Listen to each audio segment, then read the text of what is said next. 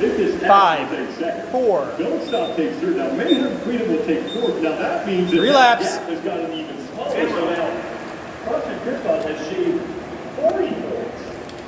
Oh, wow. Wow. So with that. Last lap, round 1.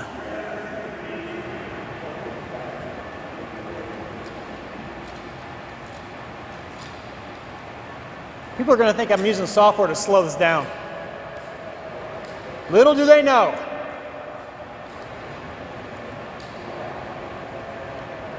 No need for software. This is full speed.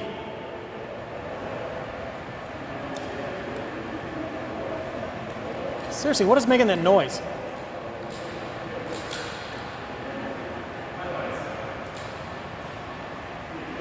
Did you say what noise? Can't hear that?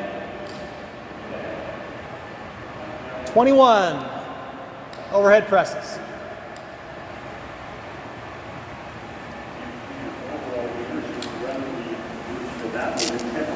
Excellent transition.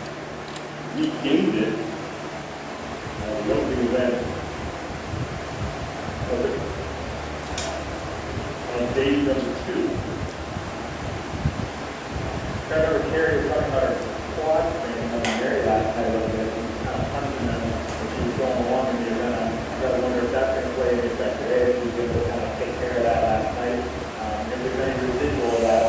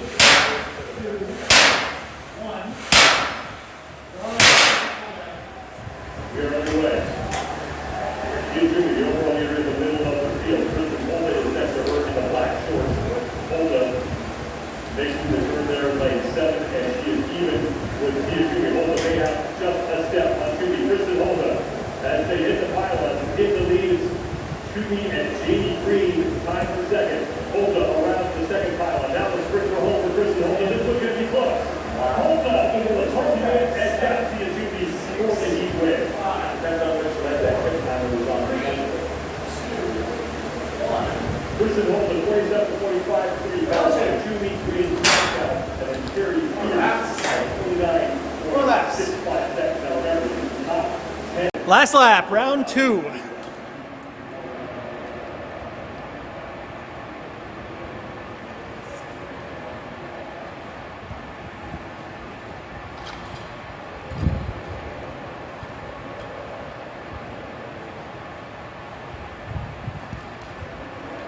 Catching up here, we're on turn 2.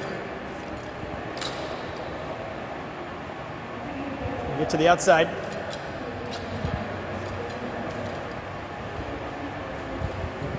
Oh, almost hit the pole.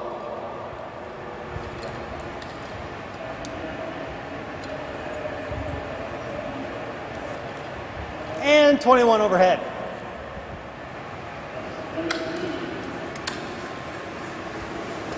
Overworked well as we get to the pylon. Danny Thorscott looks like she is lagging behind. And Thorscott looks like she's going to finish for Haley Adams at 28.05. Heading out past the Chaplain. Worked well for the 10th line here. Thorscott 29.32 and Barnhart at 29.6. Looks like something might have happened there as well. Talking to the judge. Yeah, Barnhart definitely did not do well.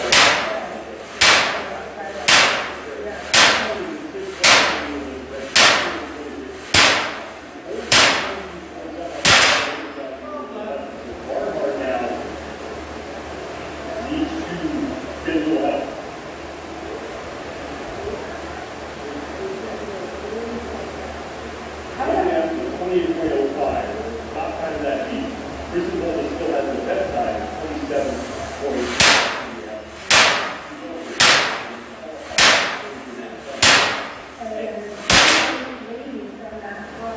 actually a better time than Haley Allen from that second game. It was still really impressive from Haley Allen. As an 18-year-old rookie on the individual side, she's pulling the numbers like that. Super impressive. Yeah, the players that come out with the other athletes in that deal, that one's better. Yeah.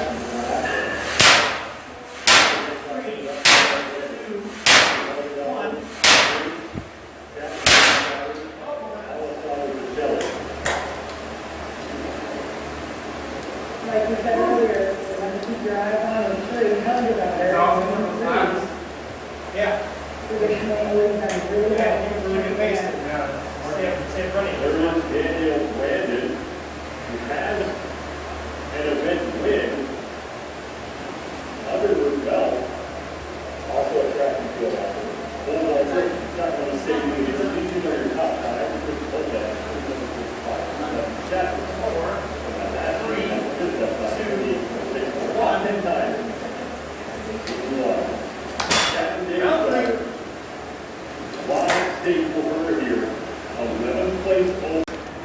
Last lap, round 3.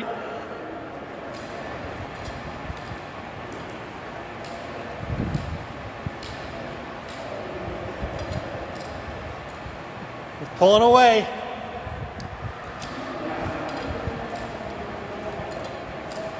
Oh, I'm charging now, though.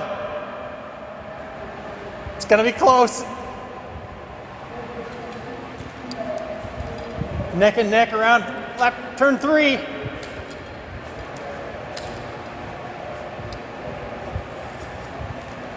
Oh, 21 overhead. Better position on Saturday. And I'm guaranteed that was what we got to David on. I don't think he's guaranteed a spot yet. The time looks decent. Getting to the top 10 guys, we'll have to wait and see how that plays out. There are 5 women who are 15 or below. Sarah Sigmundson in 20th place. She has to make it into the next round. 21. Chance. We're going to get back there. Essentially, Sarah Sigmundson has got to find herself here for the final.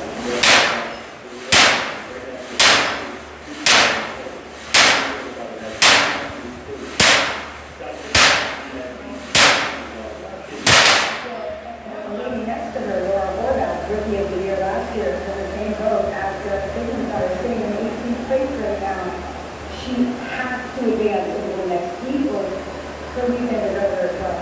We're off. Laura Horvath in the middle of the run top to another one.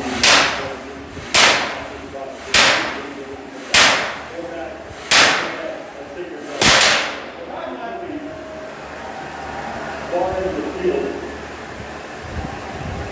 See what that time is as she crosses the line. Now Sigmundson looks like she's behind Horvath. Horvath faces her far end of the field. Julia Horvath is in. Sigmundson is. Caroline Frigo.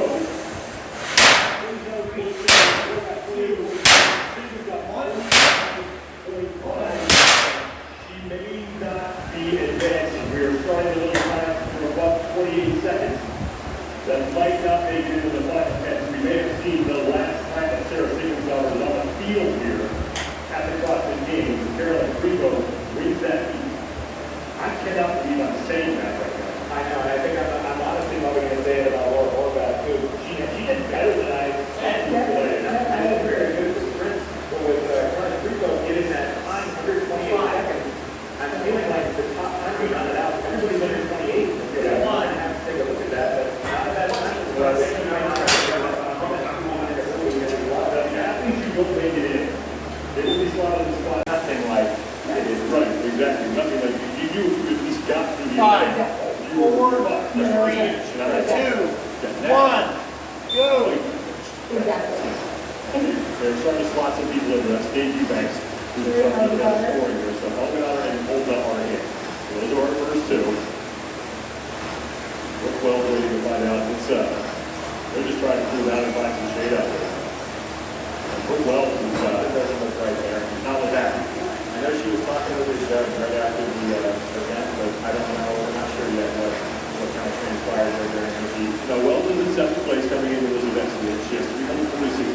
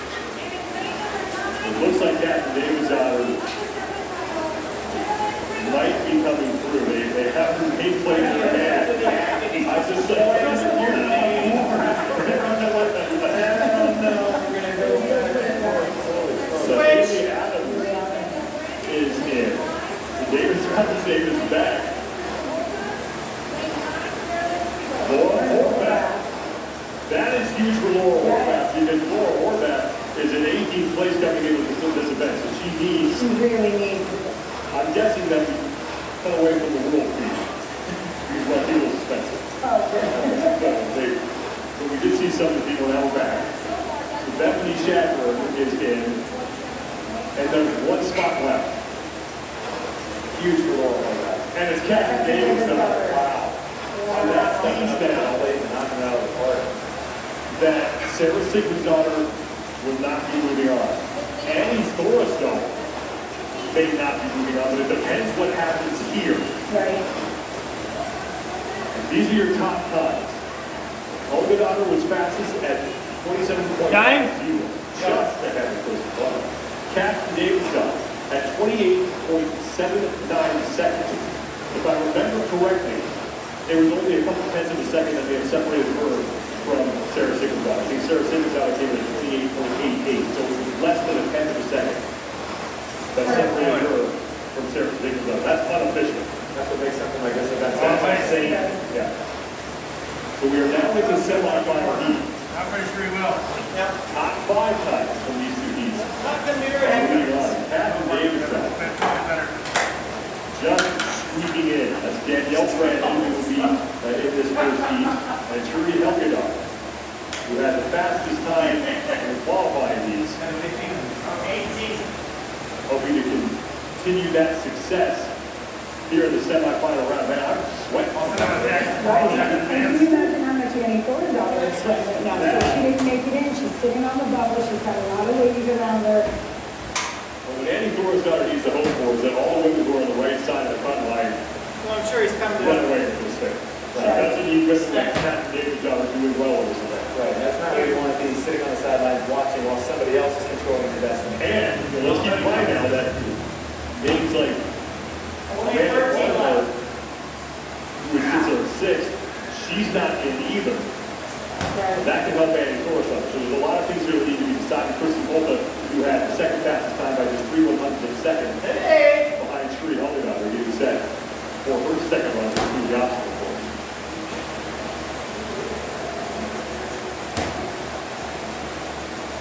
Super impressed with Kristen Holden's performance on this, being more well known to be an endurance athlete and still coming out and actually crushing the sprint.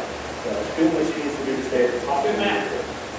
I'll never forget Kristen Holden when she won sprint course 2 in 2015. Just the most beautiful performance I've ever seen. First semifinal heat is underway, and it's Carolyn Prevo at the bottom of your screen, who's trying to keep up with Kristen Holden and Sheree Helgedahl. They're in the middle. Helgedahl making the turn on Holden Prevo right behind them. Sprint now to the final end. It's Holden dead even with Helgedahl. Prevo looks like she's in 3rd place. And A stumble from Helgedahl. That's going to open things up for Holden. And it looks like Kristen Holden by a tenth of a second over Helgedahl. Toomey's 3rd, Carolyn Prevo, 27.87, and Danielle Brandon at 28.23. The top 5 times will move on, but Holden and Helgedahl looks like they might be set for another show in the fall. 6. Talking about those cuts, that's where it kind of came into play. It's not something necessarily that's going to make your sprint course race here or your time, but it definitely can break it. That little stumble, you saw she lost by right around a tenth of a second, and that's all it took. So Brooke Wells, if you look on the left, her time was bumped up to 38.77. Wasn't being incurred some kind of penalty. There's the stumble from Sheree Helgedahl. And like you said, that's what opened the door for Kristen Holden to take the win on that heat. Look at the start. Dave, this is something we talked about. That's a great start for Kristen Holden. It was a great start. She actually did have a little bit of shuffle of the feet there to start. She can eliminate that. I bet she can go even faster, cut another tenth of a second off. But then all the way through there, yeah, just absolutely impressive. And again, coming down to the second set of pylons, Sheree takes a little stumble, and Kristen Holden is able to capitalize. I want to get back to Brooke Wells for a second. Since she's not in this semifinal heat, that could also be good for Annie Thorstaughter. In fact, Thorstaughter's time was faster than Wells is going to help Annie Thorstaughter to gain ground on Brooke Wells. Annie Thorstaughter, who's at 10th place coming into this event, is hoping that she is going to survive the cut. Here looking at the results, Kristen Holden by a tenth of a second over Sheree Helgedahl. Tia Toomey then sits in 3rd,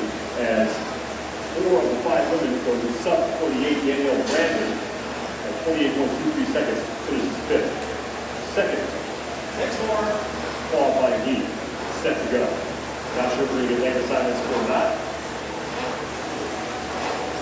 Caroline Primo, another athlete who's having a terrific debut career at the games. She was 19 coming in. She's the one who needs to make it into the final and do very well there. She wants to ball up the leaderboard. We have David's daughter, Horvath, Green, Haley Adams,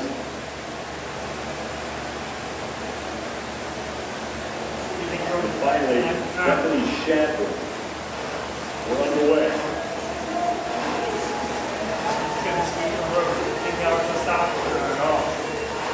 So the top 5 times advancing, Bethany Shadford making the turn closest to the screen. The middle of the field is Jamie Green. There we go. Looks like she is slightly ahead as they hit the pylon. So Jamie Green in the middle of the field trying to hold off Haley Adams. Green at the final cut, and Jamie Green is going to get across the finish line first. David's got her at 28.35, might be on the outside looking in as far as the final heat is considered. Let's go. Bethany Shadford and then Laura Horvath. The time has not shown up yet. Incredibly fast time from Jamie Green. That's right up there with the top 2 ladies in the first heat. 27:20. And what's impressive is a lot of these ladies have actually cut time off their first time through the course. Laura Horvath needed really to get herself into the finals as she was in 18th place coming into this event. And now we take the top 5 times, and if she's towards the back of that heat, it is highly unlikely that she will be moving on. And it's looking more and more unlikely that she will be surviving this next cut. FIBE 5. We don't have an official time for her yet. 4. You know, it looks like Jamie Green. Right, you got the second fastest time in qualifying with 1/100 of a second behind Kristen Bolton. 2. What more would Jamie Green on the return trip? 1. Looking phenomenal coming down the straightaway. The way that she's driving her arm. Number 6. Out of that corner a little bit. Great cut, turn, go. She's got that head swivel right where she needs to go next. Wherever the body's going to go. Gets her eyes on the finish line. Crosses with an incredibly fast time of 27:20. I can't wait to watch the final heat. They're all within a couple tenths of a second of each other. It's incredibly exciting to watch. And like we were saying, kind of getting better each run, looks like. Right, a little more experience, learning what to change to make the time a little bit faster. And the women who don't advance now to the final heat, they will be slotted in spots 6 through 10 in the result. So that's how many points a day will be awarded. About 6 through 10. Keep talking about it with Andy Forsyth, who's at 10th place. She needs to hope that if David's daughter didn't make it, that You'd like to get your Steve strike right now. didn't make it, although I think she did. It doesn't look like Laura Horvath's going to get in. There's a timing problem with Laura Horvath because of the chip, and that is what's holding us up. And we're trying to figure out what her time was.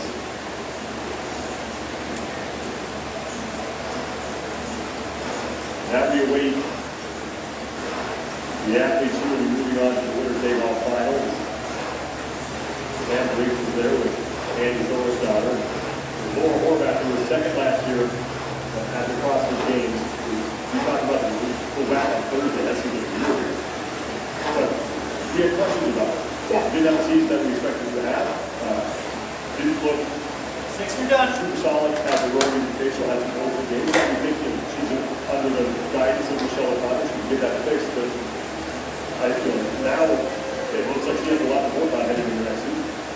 Right, I want to say that she hung on a lot better this weekend than I had expected when we talked about the vacation and the rest of her season. But that's not the word I want to use for an athlete that is 7th place at the games after. I don't want to say that the performance was a hang on for the first 2 days. So I feel bad for Laura. I hope obviously they're about the drawings and figure it out. It also goes to show you how talented the field of athletes really is, right? Even though she was second at the games last year, there's no room for her. And you start factoring in all these different changes and the talent of the field, and anybody 31-20.